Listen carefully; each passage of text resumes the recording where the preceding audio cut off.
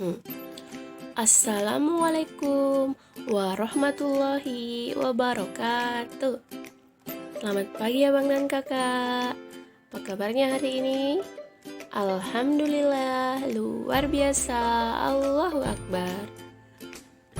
Semoga Ananda beserta keluarga senantiasa sehat selalu.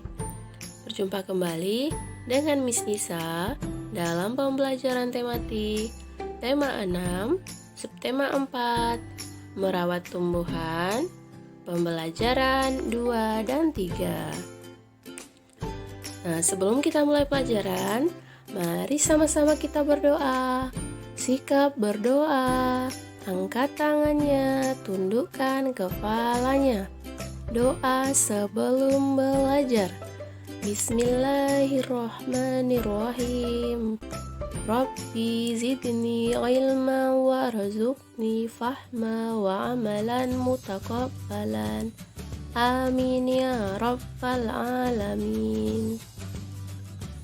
Nah, semoga dengan membaca doa sebelum belajar, pembelajaran kita hari ini mendapatkan berkah dan ridho dari Allah Subhanahu wa Ta'ala, serta Ananda Miss sekalian dapat memahami pembelajaran kita pada hari ini.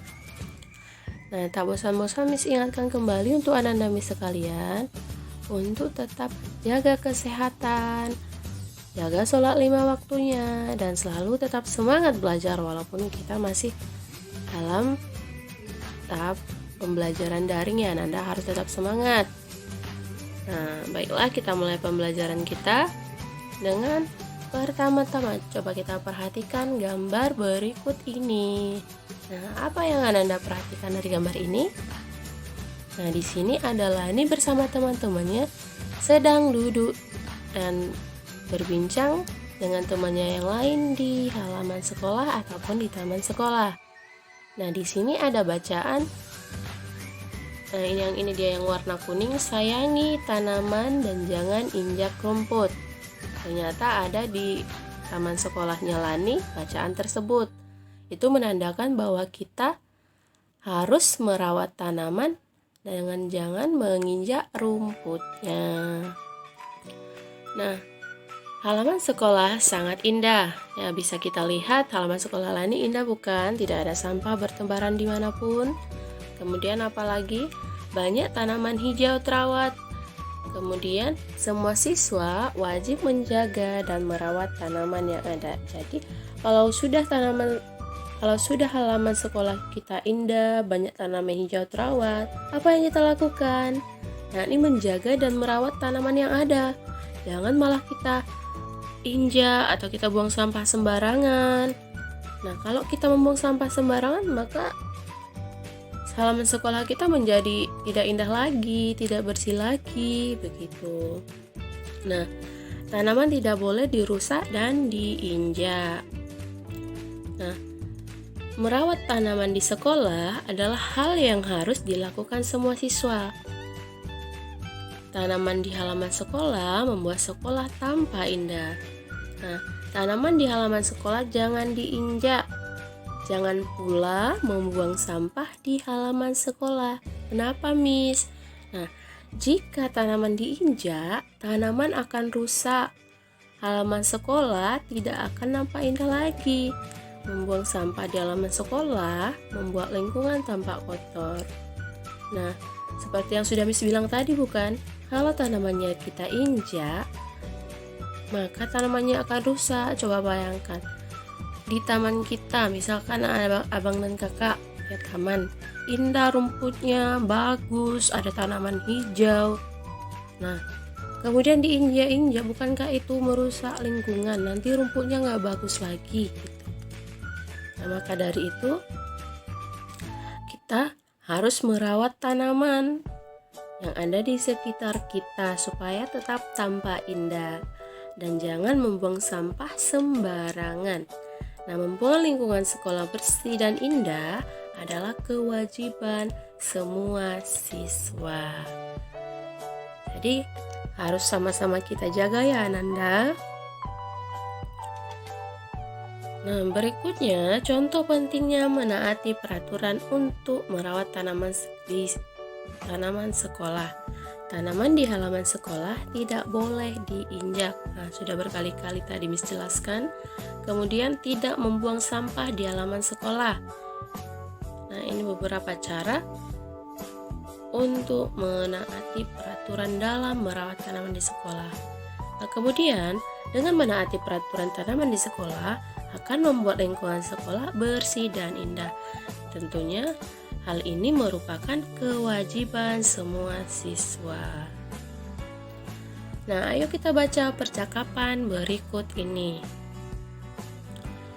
Di sini ada percakapan antara si Dayu dan si Lani.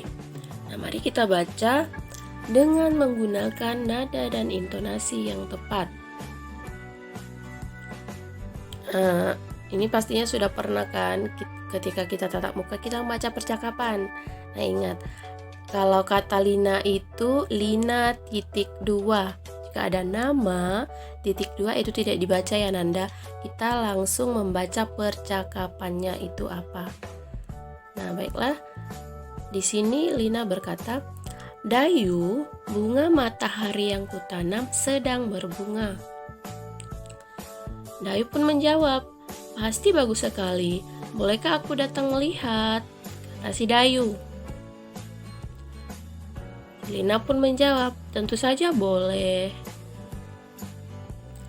Dayu bertanya lagi, siapa yang merawatnya setiap hari, Lina? Aku dan ibuku bergantian menyiramnya setiap hari. Di mana kamu menanamnya? Kata si Dayu. Kemudian Lina menjawab, aku menanamnya di halaman belakang rumahku. Nah, si Dayu bertanya kembali, apa saja yang dibutuhkan agar bunga matahari bisa tumbuh?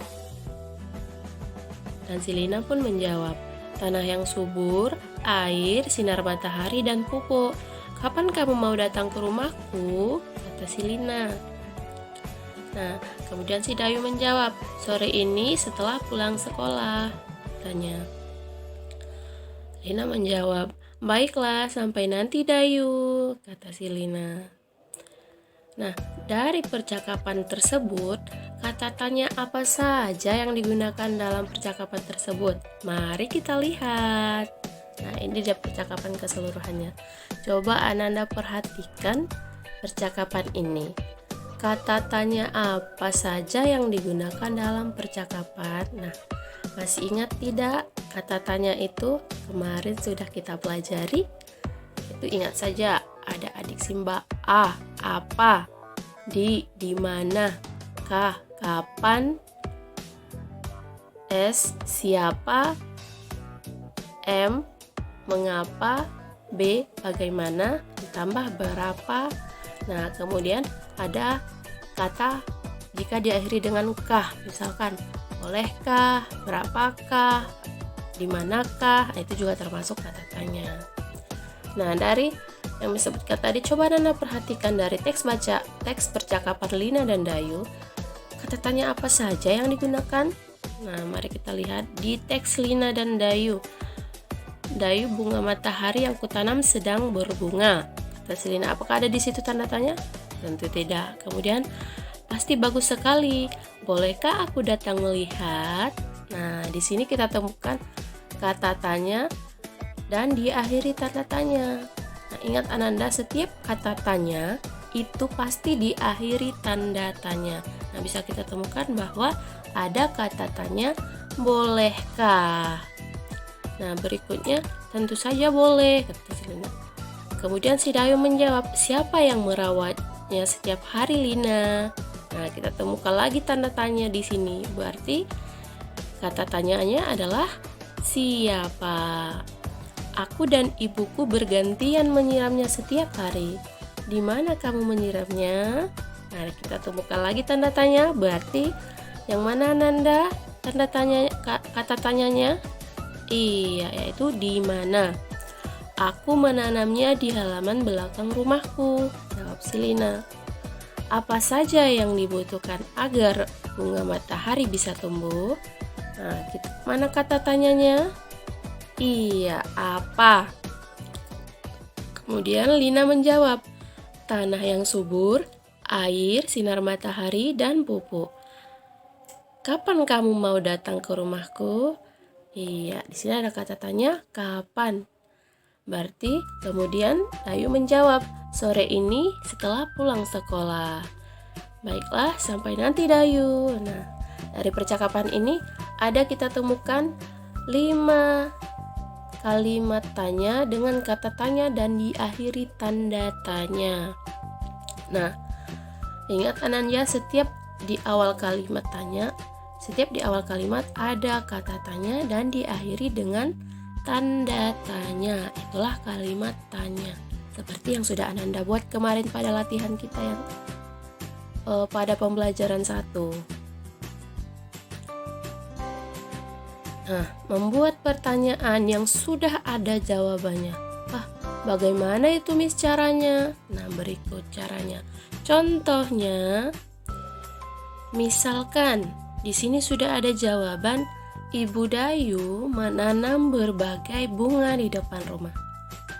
Ibu Dayu menanam berbagai bunga di depan rumah. Kira-kira kata tanya apa yang bisa kita buat menggunakan jawaban ini? Nah, coba kita perhatikan di sini ada kata di depan rumah. Nah, jika ada pertanyaan dengan jawaban kata tempat, berarti kata tanya apa yang kita gunakan? Yaitu di mana. Jadi pertanyaan yang cocok adalah di mana Ibu Dayu menanam berbagai bunga? Nah, jawabannya sudah pasti cocok.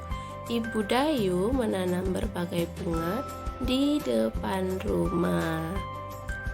Oke, next. Kemudian ada jawaban lagi, Ayah Dayu yang menanam buah dan sayur. Nah, di sini sudah Miss Bold Ayah Dayu. Berarti kita harus mencari pertanyaan yang memiliki jawaban Ayah Dayu yang menanam buah dan sayur.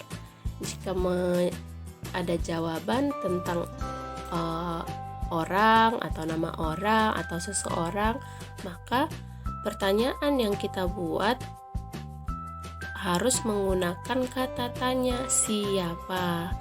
Nah, berikut contohnya. Pertanyaannya yaitu siapa yang menanam buah dan sayur? Nah, itu dia pertanyaannya. Maka akan tepat jawabannya Ayah Dayu yang menanam buah dan sayur. Berikutnya, jawabannya adalah semua tanaman disiram setiap hari. Nah, di sini ada keterangan waktu, artinya kalau untuk menanyakan waktu kita menggunakan kata tanya apa, Nanda? Yaitu kapan. Maka di sini kita buat pertanyaan, kapan tanaman disiram?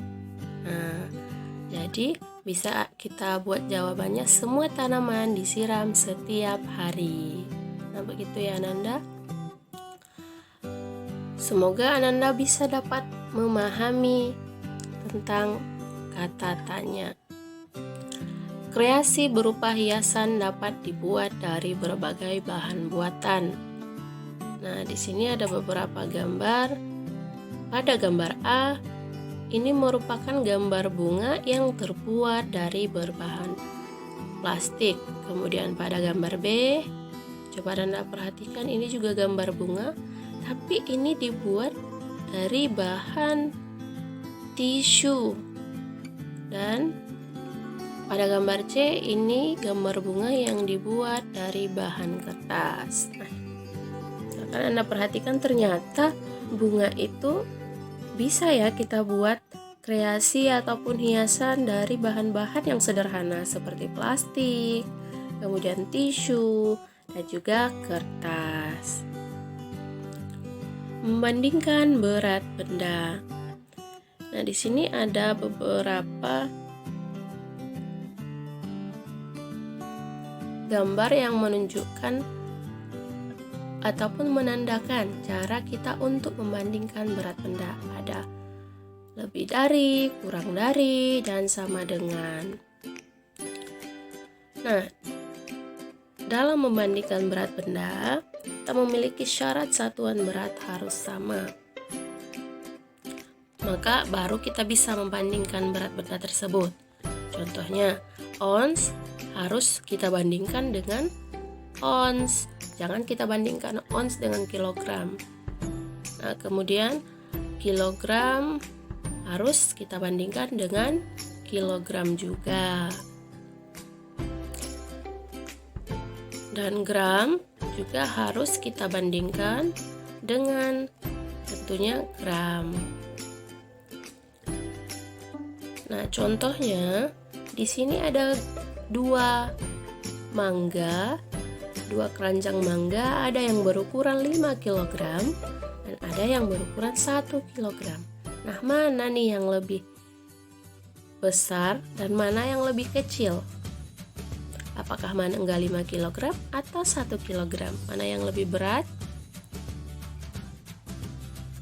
Tapi kita perhatikan dulu apakah sudah sama-sama kilogram, apakah sudah sama-sama ons, baru bisa dibandingkan. Nah, di sini sudah ada ya sama-sama kilogram pada berat 5 kg dan di sini sudah ada kilogram pada berat 1 kg. Jadi tinggal kita bandingkan mana lebih berat 5 kg atau 1 kg. Jadi dari sini bisa kita lihat 5 dan 1 mana lebih besar, yaitu 5. Jadi bisa kita buat 5 kg lebih dari 1 kg atau 5 kg lebih besar dari 1 kg. Nah, contoh lagi. Nah, di sini ada keranjang duku. Ada 2 keranjang duku. Yang pertama ukurannya 25 ons dan satu lagi 2 kg. Nah, coba Anda perhatikan, di sini apakah satuannya sama? Satu ada satuannya ons dan satu lagi ada kilogram. Nah, bagaimana dengan yang ini, Miss? Sedangkan mereka itu berbeda. Nah, caranya kita terlebih dahulu harus mengubah 2 kg ini menjadi satuan ons. Nah, 2 kg dalam satuan ons itu berapa, Nanda? Yaitu 2 kali 10 berapa? Sama dengan 20 ons. Jadi bisa nanti kita bandingkan 25 ons dan 20 ons. Mana lebih besar, Ananda? 25 dan 20. Tentunya tidak jelas 25. Jadi seperti itu ya, Ananda. Apabila satuan beratnya itu berbeda, kita ubah dulu. Misalkan di sebelah kiri ada satuan ons, maka di sebelah kanannya itu apabila kilogram, maka harus kita ubah dulu ke satuan ons.